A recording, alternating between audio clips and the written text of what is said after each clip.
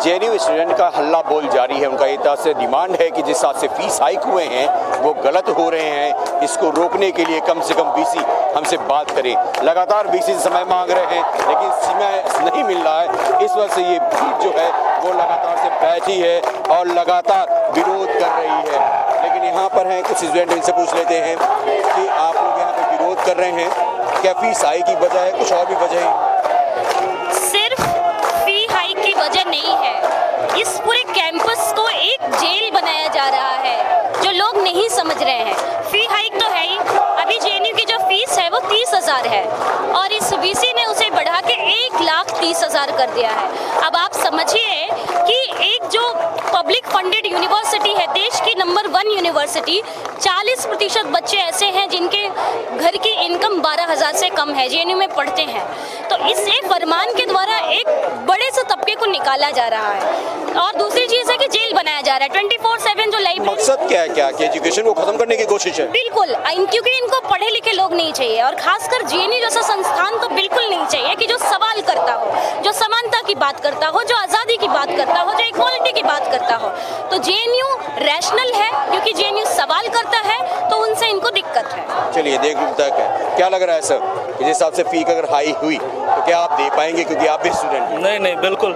हमारा कैंपस एक unique campus है जहां एक रिक्शा चलाने वाले का बच्चा भी आता है और सबको पढ़ने का और अच्छे एजुकेशन देने का अधिकार हमारा कैंपस देता है। बट अभी ऐसा सिचुएशन हो गया है कि जो गरीब लोग हैं और जो अफोर्ड नहीं कर सकते एजुकेशन, जो बड़े बड़े यूनिवर्सिटी में नहीं जा सकते हैं, प्राइवेट यूनिवर्सिटी अफोर्ड नहीं कर सकते हैं, उनको एक अच्छा एजुकेशन देता था हमारा कैंपस। बट अभी ऐसा हो गया है कि वो लोग 40% स्टूडेंट निकलने वाले हैं क्योंकि उन लोग के पेरेंट्स नहीं अफोर्ड कर सकते। क्या आप अफोर्ड कर पाएंगे? जैसे भाई बोल रहे हैं कि अफोर्ड कर पाएंगे कि नहीं कर पाएंगे आप पढ़ रहे हैं? अफोर्ड तो ये किसी एक स्टूडेंट की बात नहीं है, मेजोरिटी स्टूडेंट की बात है जो इंडिया। आप कर पाएंगे नहीं, मैं आपकी बात कर रहा हूँ। हम मे भी अगर मिडिल क्लास हम फैमिली से आते हैं, हम मे भी कर भी लें, बट हमें हमारे घर वालों को लोन लेना पड़ेगा। हो सकता है हमारे घर वालों को किसी से उधार लेना पड़े, इस तरह की चीज़ें होती हैं जो अफोर्ड। चलिए अफोर्ड कर पाएंगे नहीं कर पाएंगे, बहुत सारे स्टूडेंट हैं जो नहीं कर पाएंगे, लेकिन रेट क्या क्या बढ़े, किस किस मद में बढ़े, आपसे समझना चाहेंगे क्योंकि आप स्टूडेंट हैं। आप पहले कितना दे रहे थे, किस किस मद में दे रहे थे और अब जो देंगे वो किस किस मद में होगा? जी देखिए, पहले हमारा तो वैसे मंथली जो एक्चुअल बिल आता है, मेस चार्जेस जो आते हैं वो ऑलमोस्ट 2500 के आसपास आता है per month. Eight was the करता है, ये मेस बिल होता है जो फूड का आता है, ये एक्चुअल बिल जो होता है वो आता है। उसके अलावा हम सिक्योरिटी फीस अभी तक 3500 रुपये जमा कर रहे थे, 2018 में इन्होंने बढ़ा करके उसको 17 में उन्होंने 5500 कर दिया। अब उसको जो सिक्योरिटी बिल फी है उसको बढ़ा करके 12,000 करने जा रहे हैं। उसके अलावा अभी तक हम यूटिलिटी चार्जेस और सर्विस चार्जेस नहीं देते थे। इन्होंने अभी सर्विस चार्ज बताया जो ऑलमोस्ट इनका जो फिगर है वो कह रहे हैं 1700 के आसपास है। उसके अलावा जो यूटिलिटी चार्ज होगा, जैसे इलेक्ट्रिसिटी है, उसमें इन्होंने बोला है कि कोई भी इलेक्ट्रिक डिवाइस जो इलीगल होगी, अनऑथराइज्ड होगी, अब इन्होंने ये क्लैरिफाई नहीं किया कि उसमें क्या आएगा। इवन अगर मोबाइल चार्ज हम कर रहे हैं, लैपटॉप चार्ज कर रहे हैं, तो क्या वो भी उसमें जुड़ेगा? तो ये सारी चीज़ें उसका ये लोग अलग लेंगे। वो जो अराउंड हो सकता है कि 1000 to 1500 हो।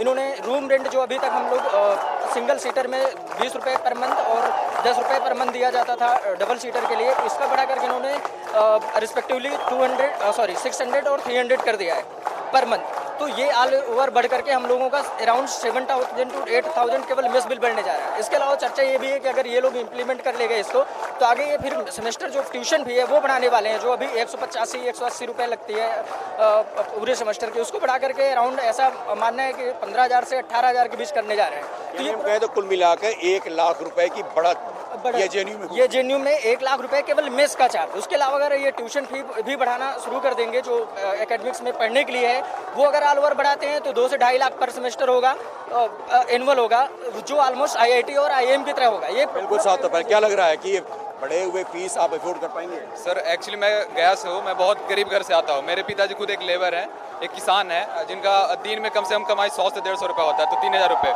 ऊपर से मेरे घर में पूरे मेंबर 6-7 हैं। तो सर मैं घर से बहुत सपना देखकर आया हूँ कि ताकि जेएनयू जैसे बड़ी यूनिवर्सिटी में पढ़ सकूँ, अपने सपने को साकार कर सकूँ। पर यहाँ आने के बाद सर ऐसा लग रहा है 7,000 रुपया हो गया, तो मेरे फैमिली के लिए मुझे पढ़ाई छोड़ना पड़ेगा। ऐसे 40% स्टूडेंट है सर, तो हम लोग पढ़ाई छोड़नी पड़ेगी।